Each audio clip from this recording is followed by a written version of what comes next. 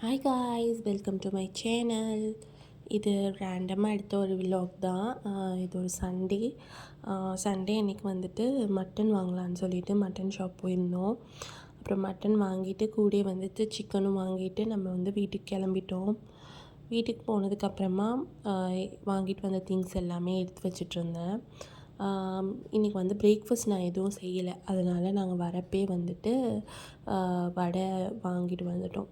இங்கே வந்துட்டு மதியம் சமைக்கிறதுக்கு மட்டனும் சிக்கன் லெக்கும் வாங்கிட்டு வந்திருந்தோம். எக்ஸ் கொஞ்சம் வாங்கிட்டு வந்திருந்தோம். அப்புறம் சமைக்க தேவையான கொஞ்சம் பொருட்கள், பிஸ்கெட்ஸ் எல்லாமே வாங்கிட்டு வந்திருந்தோம். அதெல்லாம் தான் எடுத்து வச்சுட்ருந்தேன். நல்லா சுட சுட மெதுவடை போட்டுட்ருந்தாங்க.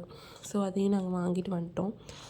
அப்புறம் பக்கத்தில் வந்துட்டு பாயாசம் வந்து பண்ணியிருந்தேன்னு சொல்லி கொடுத்துருந்தாங்க. அதையும் வடையும் வச்சு சாப்பிட்டு அன்றைக்கி பிரேக்ஃபாஸ்ட்டை கம்ப்ளீட் பண்ணிட்டோம்.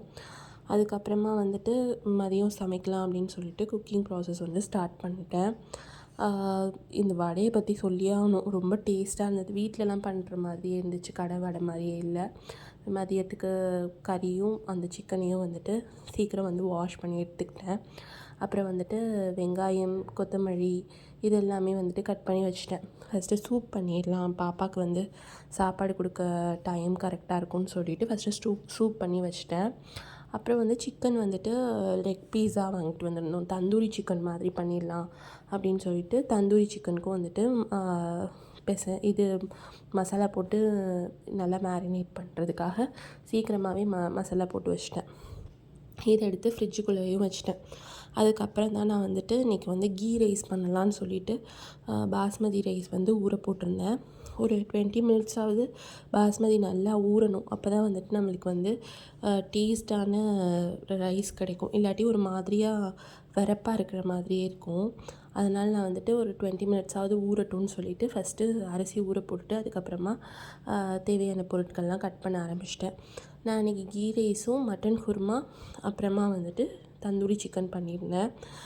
மட்டன் குருமாவுக்கும் சேர்த்து ஆனியன்லாம் வந்து கட் பண்ணிடலான்னு சொல்லி கட் பண்ணிகிட்ருந்தேன். ஆனியன் எல்லாமே கட் பண்ணி முடித்ததுக்கப்புறமா இங்கே வந்துட்டு குக்கரில் வச்சுருந்தோம் இல்லையா மட்டன், அதுவும் நல்லா வேகிடுச்சு. அதையும் எடுத்து வச்சுட்டேன். இப்போ வந்து குருமா பண்ணுறதுக்கு கொஞ்சம் வெங்காயம் வந்துட்டு வெங்காயம் அப்புறம் தக்காளி ரெண்டையும் போட்டு நல்லா மிக்சியில் அரைச்சிக்க போகிறேன். கூட கொஞ்சம் கொத்தமல்லியும் வந்து சேர்த்து அரைச்சிக்கிறேன். அப்புறம் இஞ்சி பூண்டு பேஸ்ட்டு, அந்த குருமாவுக்கு தேவையான அளவுக்கு இஞ்சி பூண்டு பேஸ்ட் இதை போட்டு நல்லா அரைச்சி எடுத்துக்க போகிறேன். குருமாவில் போடுறதுக்கு ஒரு பொடி ரெடி பண்ணுறேன்.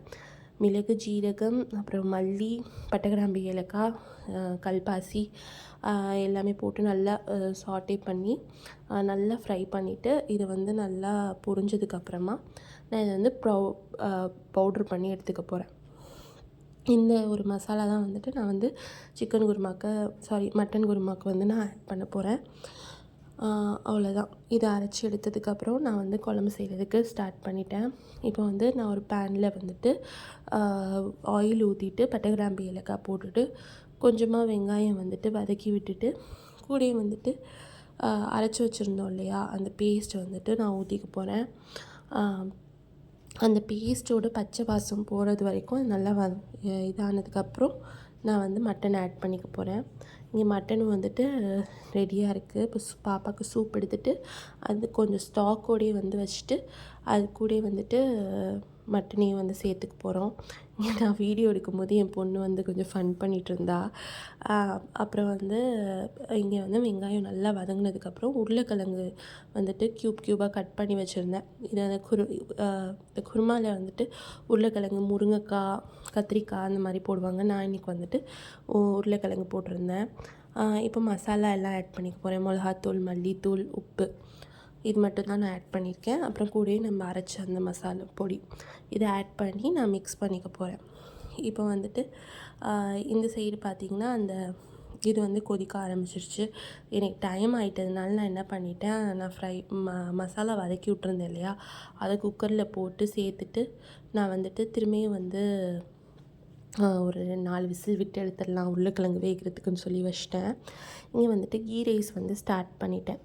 கூட வந்து இப்போ பாப்பா எந்திரிச்சு வந்துட்டாங்க. ஸோ அவங்களுக்கு வந்து ஃபீட் பண்ணிடலான்னு சொல்லி அவங்களுக்கு வந்து அந்த ஷேர்வா எடுத்து வச்சுருந்தோம்ல அது போட்டு சாதம் போட்டு ஊட்டிட்டேன். மீன்வைல் சாப்பாடும் ரெடி ஆகிடுச்சு. இங்கே வந்து கீ ரைஸு, அதுக்கப்புறமா மட்டன் குருமா, அதுக்கப்புறமா இது தந்தூரி சிக்கன் இதுதான் வந்து நான் அன்றைக்கி வந்து பண்ணியிருந்தேன்.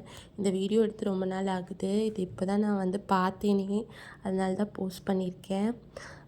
இந்த மாதிரி நிறைய வீடியோஸ் பார்க்க என்னோடய சேனலை சப்ஸ்கிரைப் பண்ணிக்கோங்க. முடிஞ்சால் நிறைய ஷேர் பண்ணுங்கள், அப்புறம் சப்ஸ்கிரைப் பண்ணுங்கள். நிறைய பேர் சப்ஸ்கிரைப் பண்ணாலே பார்த்துட்ருக்கீங்க.